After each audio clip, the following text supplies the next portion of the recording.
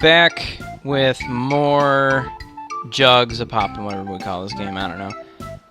Nari's request, I turned towards two girls on the floor trying to decide how to best deal with them. Best way to deal with two women and a tickle fight on the floor is just go into the corner, rub one out, and leave. Both of them drunk, probably would have been easy to get Mio to release Machiko. Both of them drunk. Ugh. Two girls roughhousing on the floor, caused them to bump into the table, knocking over a bottle of sake onto both of them. I'm all wet now, you spilled the sake. Wah, stupid. Girl pushed herself upright, flailing like a spoiled child before turning tail and running through the door. Oh good, I thought we were gonna get more gratuitous nudity there for a second. Whew. Dodge that bullet. Who knows what she might do? Naruto-chan, please go get her. In this state, she'll make stupid advances at me. Right. Numi ran off to retrieve the drunken fox girl. I was able to take care of the remaining few. How do you know she's not gonna make advances at Narumi? You don't know this. Mio-san, you need to come with me. We need to get you into something clean. You just want to see me naked. What? No! I'm not a pervert. Why does everyone seem to think that? I mean, I do want to see boobs, but I have my honor, damn it. I'm not gonna do anything you tell me. I'll stay right here and swim in sake. I sighed and looked down at the woman who was indeed trying to swim in the tiny puddle of sake on the floor. Taking a deep breath, I prepared myself. Enemies are inside near the hot springs, and Naruto's about to overwhelm us. We need reinforcements immediately. I came up with this bluff on the spot. What kind of dumbass bluff was that shit? Come at once, private pervert, to the hot springs. Oh my god. We're on the hot springs fan service episode already? We're not even a fucking day into this game. Attack, attack, get to the hot springs, attack, I'll be there soon. She shoved me through the door with a hefty kick. The door slammed shut behind me. My hearing wasn't perfect, but I could have sworn I heard a yelp and tumble following Mio's departure. You come back, and the old guy's just on the floor with a broken hip. I've fallen, and I can't get up. Oh, God. All we need now is a beach episode and a festival episode. We'll have the harem anime down pat. Sighing to myself, began to tidy up the place slowly, removing sharp objects and small obstacles that the drunken woman might injure herself with, and waited. 5 minutes went by before I heard the door open and close, followed by the gentle slosh of someone stepping in the water of the hot spring. Water's great. Hurry up and get in. Around to attack, with her clothes on. Oh, yeah! I need to put this as my thumbnail so I get like 15 more views for no reason. Sight awaited me far from what I would have expected from this near tyrant. There was no katana slicing through the air or any harsh words being shouted.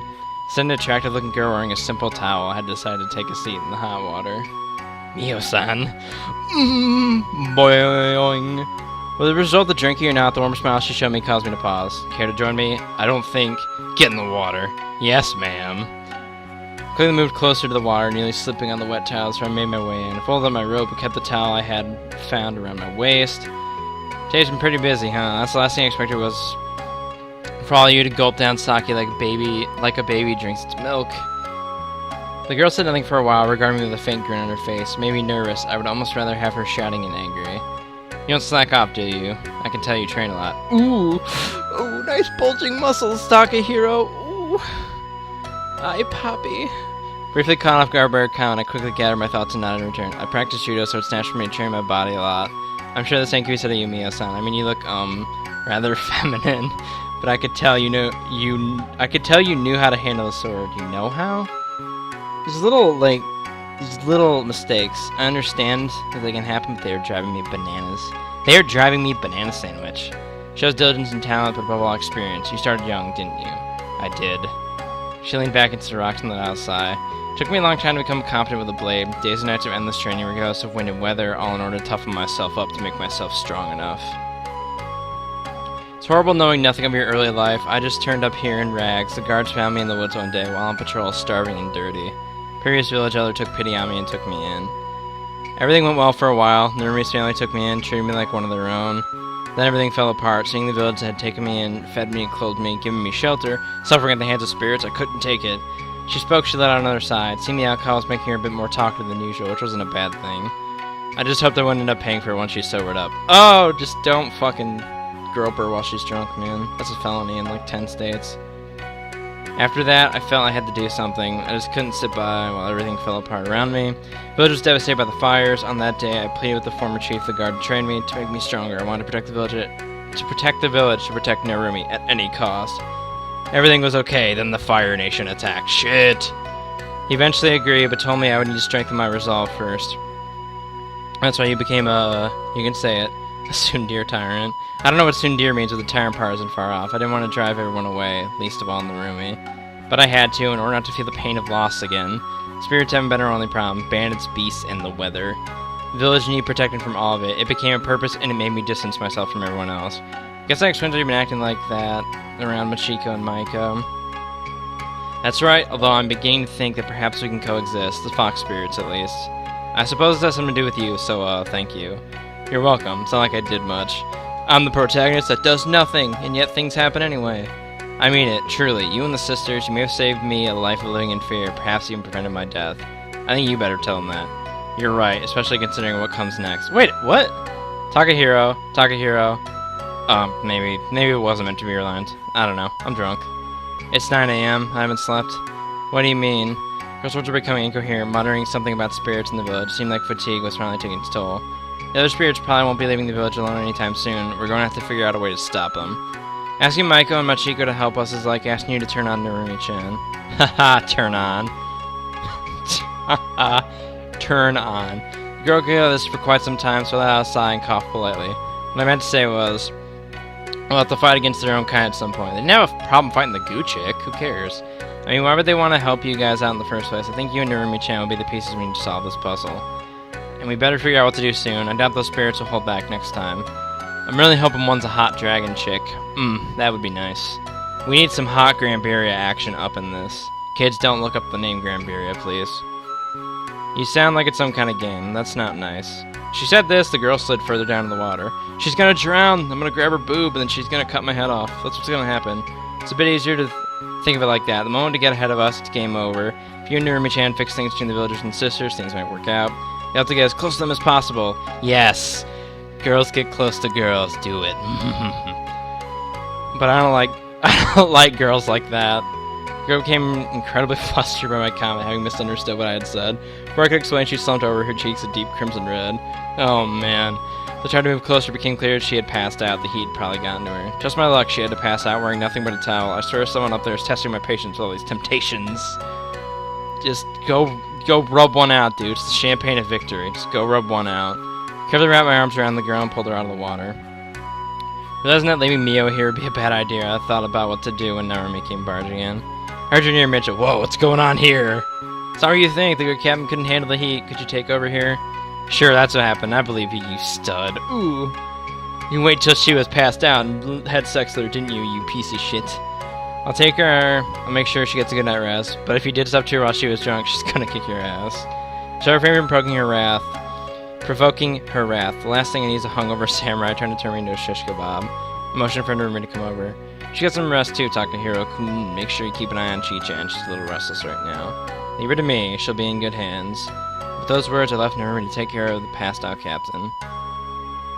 After rubbing one out, I quickly changed in the robes I'd borrowed and made my way back to the main hall. As expected, I found Machiko curled up on the floor.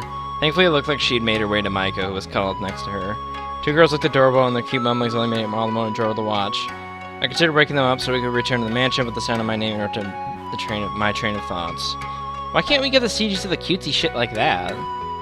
Walking out of the garden beyond the room on the wooden deck, I found the village elders sitting on the grass, looking up at the stars. Young man, are the stars here as beautiful in your world? Walked over to him, lay down flat against the grass, finally allowing myself a rest. I looked up at the night sky and smiled. You know, I never really got a good look at him. I'm always busy with this or that. I yawned loudly and felt my eyelids getting heavy as I wiggled around a bit in an effort to get comfortable. Perhaps you should. A few gets back, that is. Previous elder told me that all worlds shared the same sky. It sounds silly to me, but maybe there's something to it. I'm like waffling between doing a voice and not doing a voice. I should really dedicate. I mean, he does look similar, sparkling black. Maybe he was right. The other remained silent for a while. When he spoke again, I could barely make out what he said. Sleepiness taking over. Before long, I drifted off to sleep beneath the starry sky. How do you think he's been out here? Must have been a while. His clothes were soaked with morning dew. I drifted back into consciousness. I heard Narumi and Mio talking nearby. Their voices sounded hushed as though they were far away. Briefly considered jumping up and scaring him. My body was not going to let me. I mean, you should poke him. Kage, there's no need for that. Takahiro-san, wake up, you lazy slob! Punch! I groaned as my eyes finally opened, the early rays of a rising sun making me raise a hand to conceal my eyes from the bright light. I was usually quite the morning person, but having fell asleep under the starry sky wasn't exactly familiar surroundings. I apologize right there. Ugh. Did the Valkyrie come to take me out to Valhalla? He's talking gibberish! You tend to lie around all morning, or do you plan on being useful? They're warrior angels who come down from the heavens to pick up the souls of fallen warriors who have fought heroic battles. Not that I plan on dying anytime soon. You are no warrior, and neither is Narumi. Did you become an even bigger idiot overnight? This is exactly why I need to train you both. None of you are warriors, but with my help, you both will become fine Noah warriors capable of handling anything. I liked her more when she was drunk. It'll be an honor to learn from you, Sensei. Yes, ma'am. Maybe Takahiro-kun could teach us both some of his moves. Show me your moves. Excellent suggestion, Narumi. I believe he is a competent fighter, and learning more than simply how to use a weapon, but to fight without one too, would be a very convenient skill to have. However, work cannot begin like this. You need to get changed, eat, and wake up. Get to it. Chop, chop. Grass is kind of soft here, and the view is pretty nice. Yeah, if we leave, these mountains will disappear. That's a convincing argument, Narumi-chan, but I wonder, which mountain would be the most difficult to climb, Mount Mio or Mount Narumi? Enough of this idiotic banter, you bumbling buffoon of a boy. He just talked about climbing that mountain. Can I ask you something? We don't overwhelm with the power of your Sun. Could you please bless us with your deer once in a while? You'd like that too, wouldn't you, Narumi-chan? You might need to explain that. I don't really know what that means. Sorry, Takahiro-kun. Never mind, don't worry about it. I'm just saying she should be less of a meanie pants. Meanie pants! And show us a bit of love and affection. What happened to motivating your troops? Meanie pants? Will you stop making such ridiculous comments? I ought to slap some respect to you. Do it! Jesus Christ, do it. Angry Mio. I kind of missed the Mio I saw in the hot springs yesterday. That was something completely unrelated. You don't know what you're talking about. Stop saying such embarrassing thing. Jeez. There's the Sindir! Oh! Personality disorder. So almost bad enough you're saying we've got 2 Mios wandering around. Just wait, Narumi-chan. Soon we'll have a whole army of Mios. Shut up, both of you, right this instant. This is getting ridiculous! The girl was now blushing brightly, turned her back to me, and stormed off with a huff, her arms crossed indignantly. I guess I'd better get up before she starts to return and kick me into gear. Thanks for the wake-up call, Narumi-chan. Jesus Christ. This game just keeps going. To apologize to Mio, explaining that it was merely a joke, the girl decided she wanted to train each of us personally. Personally. We both waited for Mio to show up for the first part of the program, which is to take place in the town square. It reminded me of a training camp at the dojo, although I had a feeling that this was about to turn out to be more fun. So we waited, and noticed preparations were being made for what looked like a festival. And there's the festival! Da-da-da-da! I knew it was coming. Oh, did I know it was coming, motherfuckers. I asked Marie about it, and she told me it was an annual celebration happening a few days from now. As we chatted, Mia turned up, sword in hand, a faint smirk upon her face. Seems like you're ready. There's something every warrior needs to strength and discipline. With this in his mind, let us start with running laps around the village. Not laps. Those who slack off will be punished. Now run! Hunting warrior Mio drew a sword point at the two of us. Cringing, Nuri tugged on my arm, making it clear that our teacher wasn't joking. Let's get down to it, shall we? She's enjoying this too much. We will defeat those spirits. Oh boy.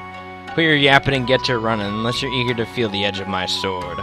Shing! She cuts her head off. She's totally enjoying... yeah, she's totally enjoying... this? Come on, Takahiro-kun, let's get going. She's not going to be reasoned with like this.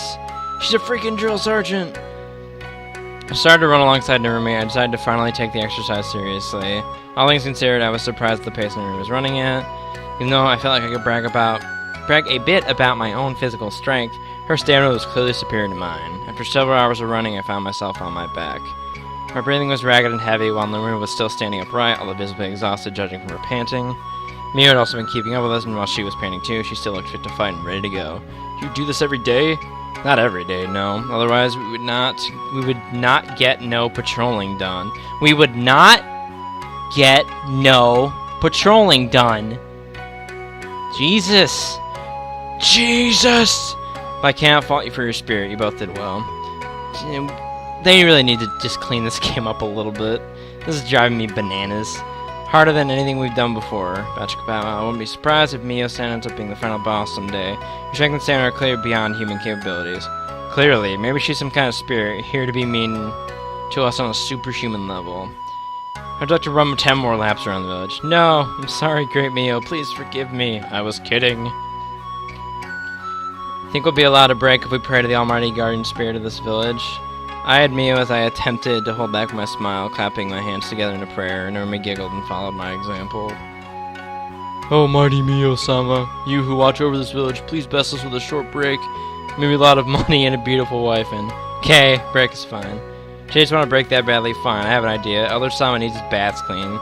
That ought to loosen you up for the next part of the training. You hear that, Nuri-chan? We get to play in the hot springs. Yay! Yay! Fan service game! Yay! But on that note, I'm gonna cut this part here.